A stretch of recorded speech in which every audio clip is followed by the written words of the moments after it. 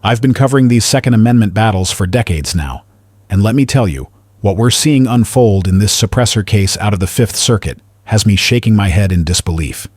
Here we are in late 2025, with a new administration that's supposed to be on the side of gun owners, and yet the Department of Justice is digging in its heels defending those old National Firearms Act restrictions on suppressors like they're the crown jewels.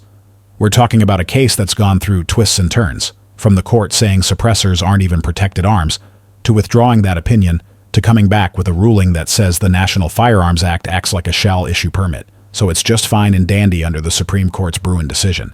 And all the while, the Trump Justice Department concedes suppressors are protected by the Second Amendment, but still fights tooth and nail to keep the registration and taxation scheme alive. It's all connected to bigger questions about government overreach, who really benefits from these rules, and whether everyday folks like you and me can protect our hearing without jumping through bureaucratic hoops. Stick with me, because by the end, I'll lay out why this could open the floodgates to more restrictions if we don't watch out, and what it might mean for your rights down the road. Let's cut right to the chase on this critical Second Amendment fight brewing in the courts. We're talking about the case of United States versus George Peterson, a Louisiana fella who got caught up in a big federal raid back in 2022.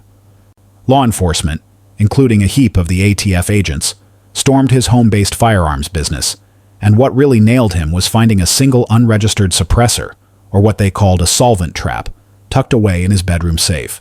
He got convicted under the National Firearms Act for not registering it and paying that $200 tax stamp. Now, Mr. Peterson fought back, saying the whole National Firearms Act scheme violates the Second Amendment. The case bounced around the Fifth Circuit like a ping-pong ball. First, early in 2025, a three-judge panel said suppressors aren't even arms protected by the Second Amendment. They're just accessories like a sling or a scope. That ruling had gun owners up in arms, pardon the pun, because if accessories aren't protected, what's next? Magazines, scopes, the works. But then, something interesting happened. The court withdrew that opinion, pulled it right off the books. Folks thought maybe the new Trump administration's Justice Department shifting position played a role, conceding that yes, suppressors are indeed protected arms under the Second Amendment. Hope sprang eternal for a minute there. Fast forward, and the same panel comes back not once but twice with revised rulings. In the latest one, just this month on December 9th, 2025, they assume, without fully deciding, that suppressors are protected. But here's the kicker that don't sit right with me. They say the National Firearms Act's requirements, registration, fingerprinting, photos, that tax, are perfectly fine because it's like a shall-issue permit system. You know, the kind the Supreme Court nodded at in Bruen for concealed carry licenses, where if you meet objective criteria, you get approved. Listen to this logic they're peddling. The National Firearms Act operates objectively. No discretion to deny law-abiding folks, so it's presumptively okay. They even point to Justice Kavanaugh's concurrence in Bruen about background checks and fees being permissible. But hold on a cotton-picking minute. Twisting concealed carry permit ideas to justify taxing and registering parts of your firearm? That feels like stretching the law thinner than a January molasses pour. And poor Mr. Peterson, his request for full court review got denied. The mandate issued. He could have headed back to prison while appealing. The Fifth Circuit turned down his stay, even though the Justice Department didn't oppose it. Thankfully, the district court stepped in and let him stay out on bond pending any Supreme Court move. One has to wonder if this is fair treatment for a man challenging what many see as outdated restrictions. Now, let's roll up our sleeves and dig deeper, because this ain't just about one man's solvent trap.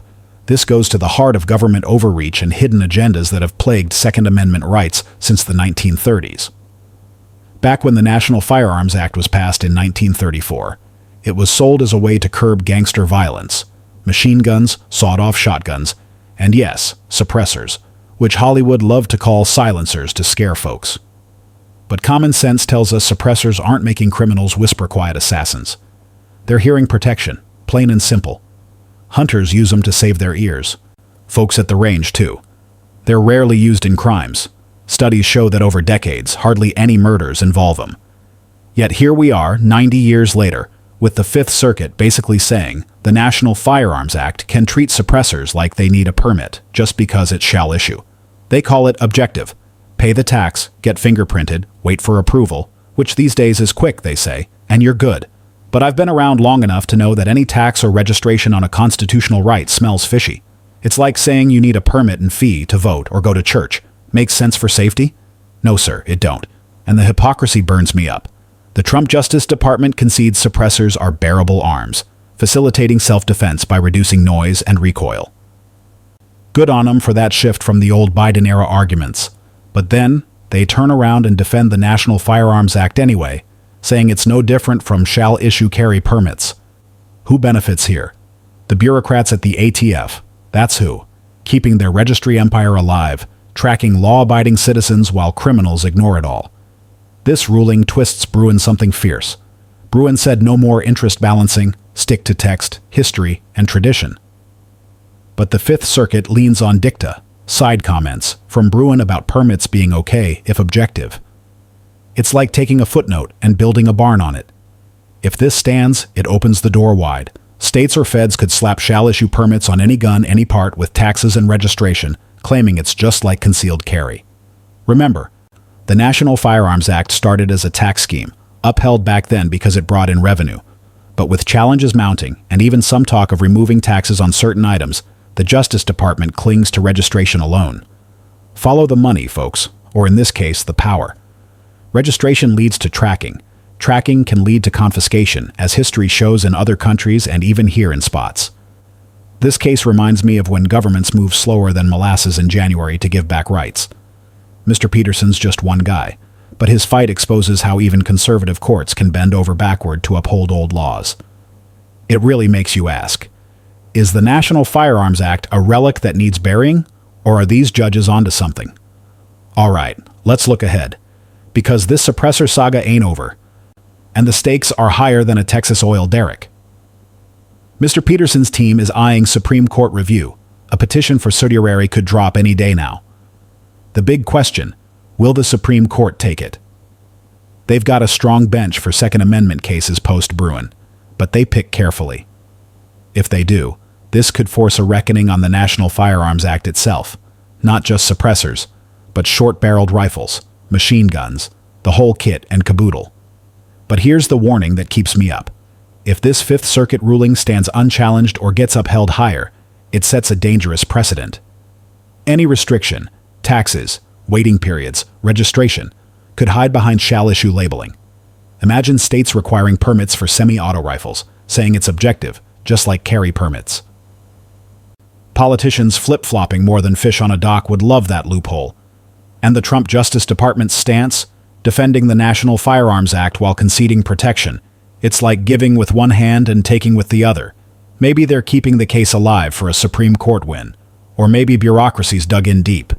Either way, it don't inspire confidence. Broader implications? Hearing safety for millions, suppressors protect ears, reduce noise pollution. But more importantly, the Second Amendment isn't about hunting or sport. It's about freedom from tyranny. Taxing and registering arms erodes that foundation.